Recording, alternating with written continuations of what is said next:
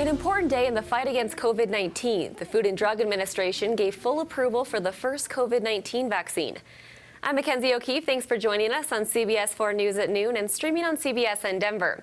A massive step for the COVID-19 vaccine today. Pfizer's vaccination for people 16 years and older now has full approval. Governor Polis's office quickly sent out a statement saying, quote, "I know that some people are waiting for full FDA approval to get vaccinated. And now that day is finally here. This remains a pandemic of the unvaccinated." So let's get out live now to Sean Chitness, who's in Denver with details. Sean?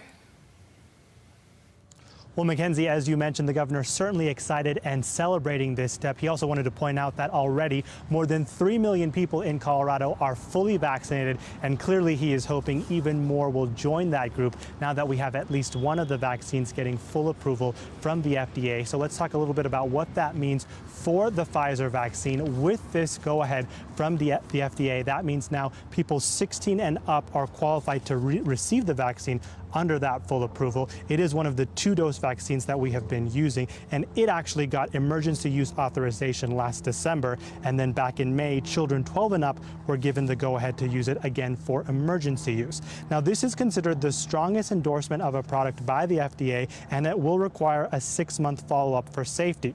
As part of the process, the agency inspected manufacturing plants, especially given the spread of the Delta variant. Experts also tell us that this should not only help more people feel comfortable getting the vaccine, but also allow larger organizations to make stricter rules regarding it. For some people, the emergency use has been a barrier to getting vaccinated. And for a lot of companies and businesses and schools, they have been waiting for this full approval before mandating vaccines. So I think it's going to set off a whole new wave of vaccinations, which I think will be very helpful given where we are as a country. And we're set to talk to a doctor here at National Jewish just to learn more about what exactly this means and what it takes for a vaccine to go from emergency authorization to full approval. And we will have that story for you coming up at 5 on CBS 4 News. For now, live in Denver, Sean Chitness covering Colorado First.